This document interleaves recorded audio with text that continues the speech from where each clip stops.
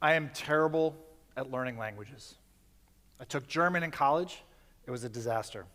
I've been trying to learn Spanish for years. I'm barely functional at French. But there is a word that I know. There is a word that I know in many, many languages. And that is the word tire. You see, since 2009, I started an organization. I started an NGO called Play 360. And what we do is we train organizations in the developing world to build low-cost educational playgrounds. And we do that using tires. So since that time, I've been traveling around the world, showing people how to take these old tires and turn them, cut them up, manipulate them, and turn them into playgrounds. So when I see a tire, I don't see a piece of trash. I see a way to engage kids in their learning. I see a way to get parents excited about their kids' education. I see a way for teachers to have a hands-on way of teaching. And I see a way for communities to improve their own spaces. So we take spaces that look like this, and we turn them into spaces that look like this. Community-built spaces, lots of color, simple palette of materials, spaces for learning, and spaces for play.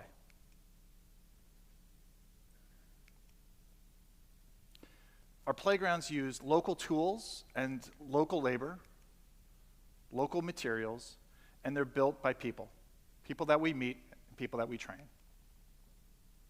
We've built over 140 playgrounds affecting the lives of 25,000 kids in over 20 countries. So why playgrounds? People ask me this a lot. Why not more serious things like building schools or digging wells? And of course, those things are important. But I think that play and playgrounds are essential. They're essential for kids, they're essential for communities, and they're serious work. You see, a playground can be a catalyst for the development of healthy kids, of engaged parents, of better teachers, and improved communities. First, playgrounds make healthy kids. The UN Convention on the Right of a Child is an international treaty that demands that the world think more deeply about children's roles and their rights as citizens. So as a result, many countries are addressing elements of kids' lives that they hadn't previously thought of and probably ignored. And one of these is a child's right to play. So when a community builds a playground, what they're saying to their kids is, you're important, that you have a right to be a kid, and you have the right to play. Research is showing us that play and social and academic development are linked. Studies are showing that when a kid has a chance to play, they're more focused on their work, and these kids, particularly the boys, they actually do better in math and reading. So playgrounds make better schools. We see this as a partnership. We work with community members, teachers, kids, parents, everybody. And we all work together on deciding what the playground should look like. We all gather materials, we paint them together, and then we build. Now, for some of these parents, particularly the fathers, this might be the first time they've been asked to volunteer at a school. And we try to do this in a way that makes them comfortable. Some of these parents may not have gone to school themselves, but they do know how to hammer nails. Some of these parents may not know how to read, but they do know how to pour concrete. And so this involvement is really important. Research has shown that when parents are involved in their kids' education, these kids do better at school. And we need these parents. Because we use local tools and local materials, and they're the ones who helped build the playground, they're the ones who maintain it when we've left. Playgrounds make better teachers.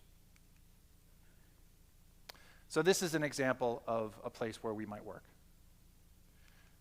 Very little color, not a lot of books, not a lot of things for teachers to teach with. And a lot of these classrooms are filled with kids, 30 to 40 kids in a room, different ages, different abilities, and a teacher that's pretty much untrained to handle this kind of population. We can't fill every classroom with books, but we have chosen a different way.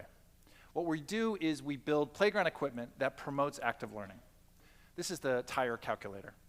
It's 5 tires, 4 tires that have numbers on them, 1 tire that has a series of operations. The kids turn the tires and they practice their math facts.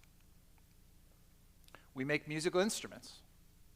We make murals for reading. And we make murals for science. But we really try to make a curriculum that is embedded in every single piece of playground equipment that we make, and we train the teachers to use that. So this is the tire garden, is what we call it. It's 25 tires buried in the ground. On one side you have numbers, on the other side you have letters. A teacher might say, Johnny, spell cat. And so Johnny runs over to the C tire, and then runs over to the A tire, and then runs over to the T tire. A teacher might say, what's 28 divided by 7? And 2 kids would race to the number 4 tire. Now contrast this experience with that classroom filled with kids. You know, having this kind of active learning experience might change how a kid thinks about school.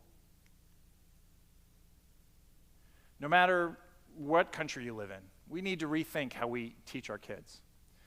What's the purpose of learning lots of facts and memorizing those facts when we have cell phones and we have smartphones? And yes, even in the most remote places, people have these. But playgrounds present an opportunity to learn 21st century skills. Things like creativity, problem solving, social skills, collaboration. These are the skills that make good citizens in the 21st century. Playgrounds make better communities. The act of building a community playground is a catalyst for further community action. These parents, they're organized, they've had success building a playground, they are unstoppable. They build fences, they build school gardens, they improve the playground, and sometimes they build playgrounds in other places. For a lot of communities, these playgrounds are the only public space, a space where different ethnicities, religions, and genders can all play together, and where their parents can actually interact as well. So after we've trained certain groups, they've started organizations. This is a group that we worked with in Myanmar. They build a playground every single year. This guy, this father, we trained him in Tanzania, and he has started a business. He's so passionate about this experience. He started a business, and he builds playgrounds all over his region. So we've talked about kids, parents, teachers, schools. Playgrounds can also touch on other areas of community development. Things like public health. So UNICEF estimates that a child dies from diarrhea every 30 seconds. The simple act of washing your hands with soap and water can cut that rate 30 to 50%. Hand washing prevents disease in a more straightforward and cost-effective way than any single vaccine. And so we promote hand washing. We make murals with the proper way to wash your hands, and we make hand washing stations that look like this. This is one of my favorite designs in the world. This is called the tippy tap. I first saw it in Ghana. The way it works is you take a jug of water, you hang it from a pole, you tie one end to the opening of the jug, you tie the other to the stick, you step on the stick, the water tips forward, you wash your hands, you let go, it tips back. Simple, but genius. We try to make all our designs inclusive. Now, this initiative came from an experience that we had working with a disability rights organization in Ethiopia. They're working hard to integrate children with disabilities into schools, which is a rare thing in Africa, unfortunately. Together, we built the first universal design playground in all of East Africa. Sustainability. This is an important core value for us. A playground that we build takes between 200 and 400 used tires. These tires would otherwise sit in the landscape. They're a bit hard to use, but they're a great material for making playgrounds. They're soft, they're durable, they're versatile. We also plant trees, we install garbage cans, we make murals with sustainability messaging on them. What we're really trying to do, though, is we're trying to reframe how people think about things in their community. So instead of seeing this as a pile of trash, we want people to see this as a potential asset for their community, for building something, in this case, a playground. This search for community assets has led us to some interesting places. So this is Kibera. Kibera is a slum in Nairobi, Kenya. It's one of the largest slums in Africa. It's very, very poor, and it's very, very dense. We were asked to build a playground at a school there. Because land is so scarce, we had to build it on the roof. Now, we had the challenge of how do we make that roof soft for kids playing. And so we thought about, well, maybe we cover it with sand. Well, that was way too expensive. And so we started searching for other potential assets in the community. We found a workshop where people take old flip-flops, they laminate them together, and they carve them into souvenirs for tourists. We went to their shop. Piles and piles and piles of these scraps that they were thinking as trash, but we saw them as assets for our playground. We're working now with a factory in northern Thailand that produces wetsuits, and we're going to be using their scraps for another playground. So play and playgrounds are essential. They're ways for teachers to be more hands-on, more active in their teaching. They're a way for parents to get more involved in their kids' education, to be folded into the life of the school. They're a way for parents to be a catalyst for community action. It's a way to have messages about sustainability or inclusivity or public health. But the reason that I love this work, the reason that I travel to remote communities and I dig holes in 100-degree heat is the joy that I see here. Oh. Where do I see it? Where do I see it? Well, you saw it. It was there. There was joy there. You saw it.